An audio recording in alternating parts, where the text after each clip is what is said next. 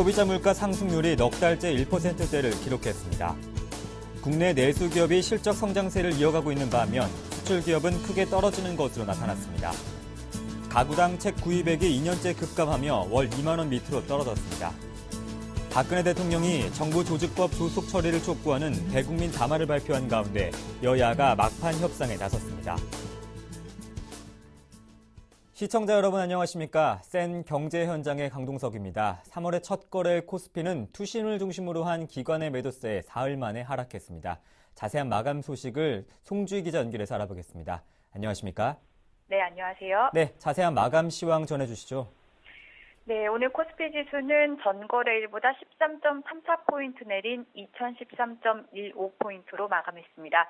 미국의 연방예산 자동삭감, 즉 시퀘스터 조치가 발동됐지만 이미 예고된 악재라는 평가에 국내 증시에 미친 영향은 제한적이었습니다. 개인과 외국인이 각각 1,400억 원, 3,500억 원어치를 순매수했지만 기관이 4,287억 원어치를 순매도하며 지수를 끌어내렸습니다. 기관 중 투시는 2,000억 원어치 이상 매도 우위를 기록했는데요. 코스피가 2,000포인트 부근에서 움직이자 국내 주식형 펀드에서 환매가 속출했고 이 점이 투신의 매도를 부추긴 것으로 보입니다. 업종별로는 의류정밀과 종이목재, 통신업, 보험 등이 상승했습니다. 하지만 철광금속과 화학, 증권, 건설업 등은 약세를 보였습니다. 시가총액 상위 종목 중에서는 현대차와 현대모비스, 기아차, 삼성생명 등이 올랐지만 삼성전자와 한국전력, SK하이닉스 등은 내렸습니다. 효성이 조성래 회장의 차남 조현문 전 부사장의 지분 매각으로 6.73%나 내려앉았고 CJ제일제당이 설탕 가격 인하에 따른 수익성 악화 우려로 3.36% 떨어졌습니다. 코스닥은 오늘 1.51포인트 오른 537.38포인트로 마감했습니다. 네, 은행권 대출이 마땅치 않은 중소형 상장사들이 자기 주식 처분을 통한 자금 조달에 나서고 있다고 합니다. 그 규모만 400억 원에 달한다고 하는데 자기 주식 처분 현황과 배경에 대해서 짚어주시겠습니까? 네, 금융감독원에 따르면 지난 2월 한 달 동안 상장사들이 운영자금이나 투자자금 마련을 위해 매각한 자기 주식은 총 399억 7,829억 원입니다. 이는 전달에 비해 3배가량 증가한 수치인데요. 상장사들의 자기 주식 처분은 은행 대출이나 회사채 발행 등의 자금 조달 창구가 좁아졌기 때문입니다. 시중금리가 바닥인 상황에서 대출이나 회사채 발행을 통한 자금 조달이 기업들의 입장에서는 더 좋을 수 있지만 은행들의 보수적인 대출로 중소형사들의 자금 조달이 힘들어졌고 기준금리 상승에 대한 우려로 회사채 투자 수요도 마땅치 않아 자기 주식 매각을 통해 자금 마련에 나서고 있는 겁니다. 여기에 주가 상승에 대한 확신이 있다면 자기 주식 매각보다는 대출을 통해 자금을 조달하겠지만 증시 불확실성이 큰 상황에서는 주식 매각으로 손이 더 간다는 게 상장사들의 설명입니다. 일각에서는 자기 주식 매각을 부정적으로만 볼 필요는 없다는 견해도 나옵니다. 최근 주가가 많이 오른 상황에서 중소형사들은 자기 주식 처분을 통해 차익 실현과 자금 수혈이라는 두 마리 토끼를 잡을 수 있다는 얘긴데요. 지난 2008년부터 미국발 금융위기와 유럽 재정위기가 잇따라 터지면서 중소형주를 중심으로 주가 방어 차원의 자사주 매입이 크게 증가했었던 만큼 최근 들어 중소형주의 주가가 오르자 기업들의 차익 실현 욕구와 기관 투자자들의 중장기 투자 욕구가 맞아떨어지면서 자기 주식 매각 사례가 증가하는 것으로 볼 수 있다는 지적입니다. 특히 장내 매각보다는 기관 투자자들을 대상으로 장외 매각함으로써 시장에 미치는 영향이 적어 유용한 자금 조달책이 될 수도 있다는 분석입니다. 네, 새 정부가 출범한 지 일주일이 지났지만 여전히 국내 증시에서는 정치 테마주들이 들썩이고 있지 않습니까? 오늘도 주요 굵직한 정치 이슈로 이벤트로 종목들이 들썩이지 않았습니까?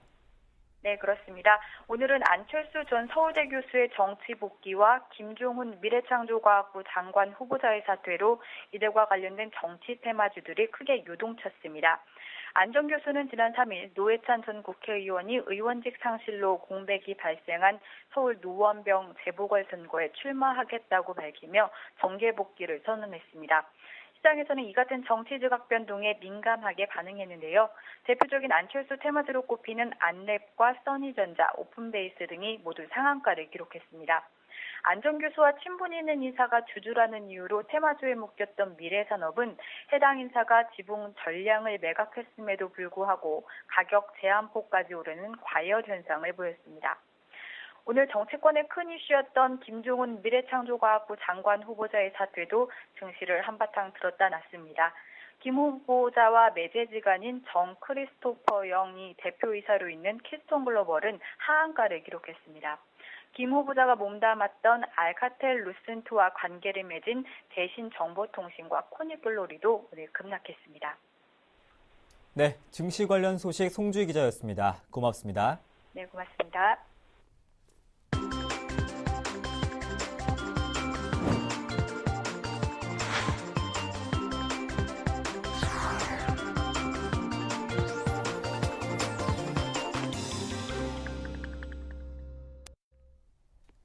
오늘의 주요 뉴스입니다. 소비자 물가 상승률이 넉 달째 1%대를 기록한 바하면 식탁 물가와 사교육비는 고공행진을 이어갔습니다. 통계청에 따르면 1월 소비자 물가는 지난해 같은 달보다 1.4% 상승했으며 농산물과 석유류를 제외한 근원 물가는 1년 전보다 1.3% 올랐습니다.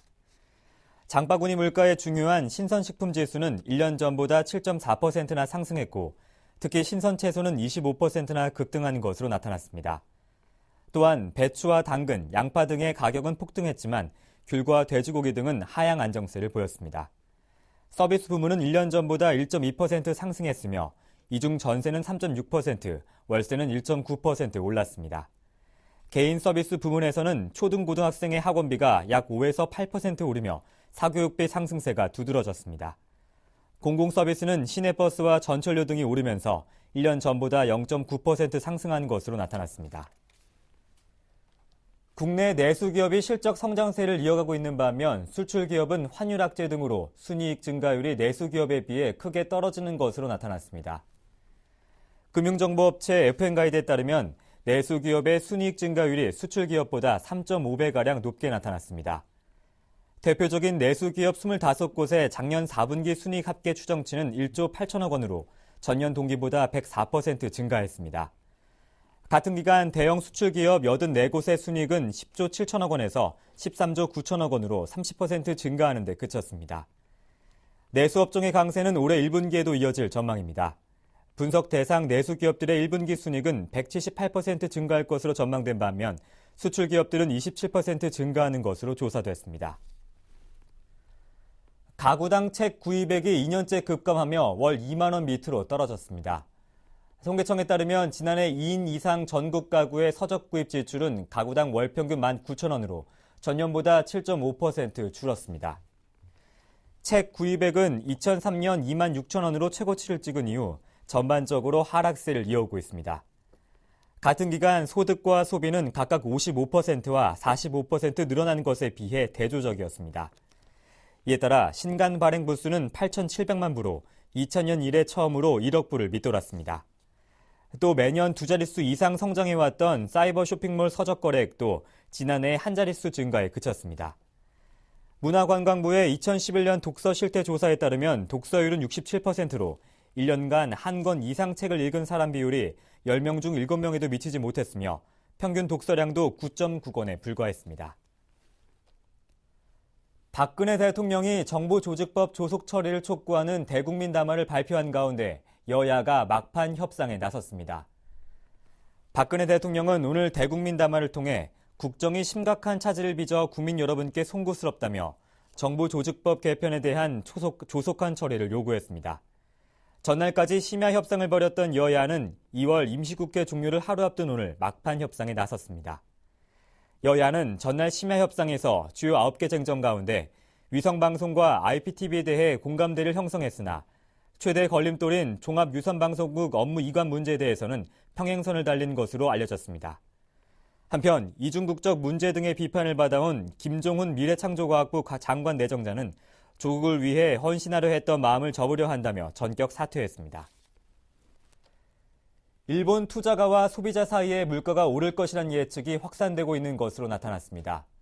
니혼게이자의 신문 보도에 따르면 기대 인플레이션 지수가 지난 1월 일본 은행의 물가 목표 제시를 계기로 1%를 넘어서는 등 급상승했습니다. 이 지수는 지난해 중반 이후에는 0.6에서 0.7% 정도에 머물렀으나 올해 2월 중반에는 1.16%까지 상승했습니다. 이와 함께 내각부가 지난 1월 실시한 소비자 동향 조사에서도 1년 후에 물가가 오를 것이라는 예상이 전달 60%에서 65%로 늘어났습니다. 서울의 호텔 공급이 현재 계획대로 진행될 경우 이르면 2014년부터 공급량이 수요를 웃돌 것이라는 전망이 나왔습니다.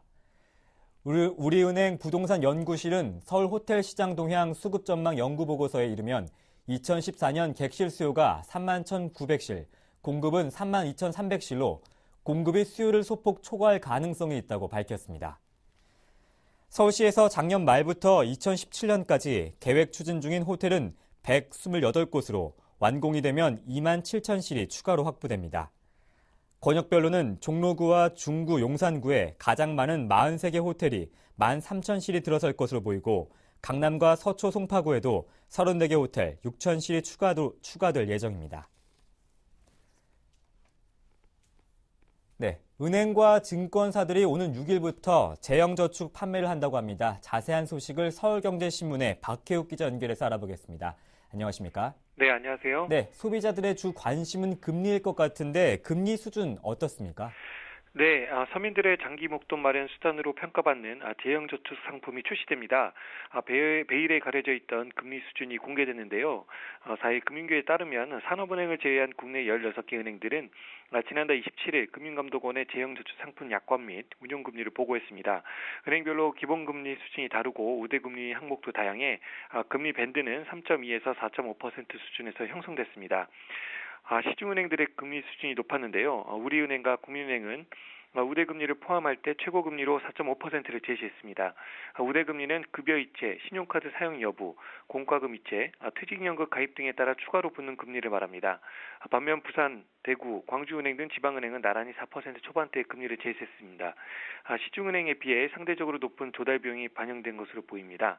SC은행 그리고 CT은행 등 외국계 은행은 이보다 못한 최고금리 3% 후반대를 제시했는데요. 은행별로 금리 격차가 큰 만큼 은행을 선택할 때 신중을 기할 필요가 있겠습니다. 네, 서민들의 최대 관심사인데 재형저축의 투자 매력은 어떤 것들이 있습니까? 네, 재형저축은 마땅한 재테크 수단이 없어 고민하던 서민들에게 최대 관심사로 등장했습니다. 최근 연 3%를 넘는 정기 예금이나 적금을 찾아보기 힘들다는 점에서 재형저축의 출현은 서민에게 반가운 재테크 수단입니다. 자금이 7년이나 묶인다는 점 등에서 과연 4% 초반 금리가 매력적인가를 두고 의견은 분분합니다. 장기 상품인데 비해 금리 수준이 크게 높지 않다는 점에서 반향이 없을 것이라는 예상도 있는데요. 하지만 15.4%의 이자 소득세가 면제되는 것을 감안하면 실제 4%대 중반의 이자 효과가 나타나 절세 상품으로는 괜찮다는 평가가 우세합니다. 최근 한국은행이 재형저축 지급 준비율을 0%로 설정하면서 금리가 0.1%포인트 수준 상승하는 효과도 기대됩니다. 한 은행 관계자는 재형저축은 은행 입장에서는 많이 팔릴수록 손실이 커지는 대표적인 역마진 상품이라며 이 말은 가입 자격이 되는 투자자라면 무조건 가입해야 한다는 뜻이라고 말했습니다. 네, 소비자들이 재형저축에 투자를 할 때 유의해야 될 점들은 무엇이 있습니까? 네, 전문가들은 무조건 초기에 가입하기보다는 자신의 부채 상환 능력, 현금 흐름, 목표 노후 자금 규모, 가입한 절세 상품 종류 등을 종합적으로 고려해 가입 시기를 늦출 것을 권유합니다. 재형저축은 장기 목적 자금 마련에 유용한 상품인 만큼 주택 마련 자금, 주택 대출 상환 자금, 자녀 대학 또는 유학 자금 등 중장기 자금 마련 용도로 한정하는 게 바람직하다는 것입니다. 한 시중은행 PB 팀장은 재형저축 상품에 투자할 때 가장 주의해야 할 점은 저축 기간과 중도 해지 사항이라며 7년 만기가 지나고 연장 기간 중 해지할 경우 연장한 기간뿐만이 아니라 기존에 투자했던 부분에 대해서도 감면세액을 추징당하기 때문에 만기 연장에 신중해야 한다고 조언했습니다.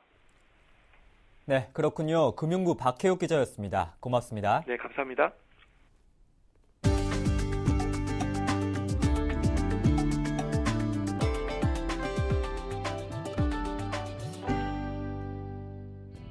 신세계 이마트가 불법 파견 논란이 일었던 하도급 인력 만여 명을 정규직으로 전환합니다. 이들은 전국 146개 이마트 매장에서 상품 진열을 전담해왔으나 하도급 업체 소속으로 되어 있어 고용노동부가 이를 불법 파견으로 규정하고 직접 고용하라고 지시한 바 있습니다.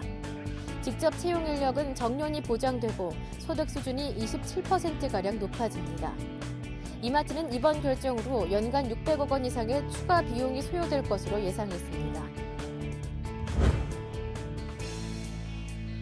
이건희 삼성전자 회장의 배당금이 올해 1,240억 원으로 지난해보다 11% 늘어날 전망입니다. 이 회장 배당금이 증가한 원인은 사상 최고 실적을 기록한 삼성전자의 배당금이 지난해 5,500원에서 올해 8,000원으로 올랐기 때문입니다. 정몽구 현대차그룹 회장의 배당금도 지난해 456억 원에서 484억 원으로 6% 늘었습니다. 농심이 미국 생산 공장을 8년 만에 증설합니다. 농심은 미국 로스앤젤레스에 있는 생산 라인을 증설해 하루 생산량을 150만 개 수준으로 확대한다고 밝혔습니다. 공장 증설이 이달 말 마무리되면 생산 능력은 연간 4억 4천만 개에서 5억 5천만 개로 늘어납니다. 미국 법인의 매출도 지난해 1억 4천만 달러에서 44% 증가한 2억 달러로 확대될 전망입니다. 회사 측은 가수 싸이가 광고 모델로 나선 신라면 블랙의 미국 내 매출이 증가하면서 이번 공장 증설을 결정했다고 설명했습니다. 상반기 공채 시즌을 맞아 대기업이 잇따라 신입사원 공채에 나섭니다. 현대자동차는 2013년 상반기 대졸 신입사원 지원서를 4일부터 11일까지 현대차 채용 홈페이지에서 받는다고 밝혔습니다. 오는 8일부터 9일에는 강남구 도곡동 힐스테이트 갤러리에서 취업 박람회를 열어 지방대생, 저소득층 학생을 위한 취업 기회를 제공합니다. 한편 SK그룹이 계열사 전 부문에서 신입사원을 모집하며 LG전자도 전 부문에 걸쳐 신입사원을 뽑습니다.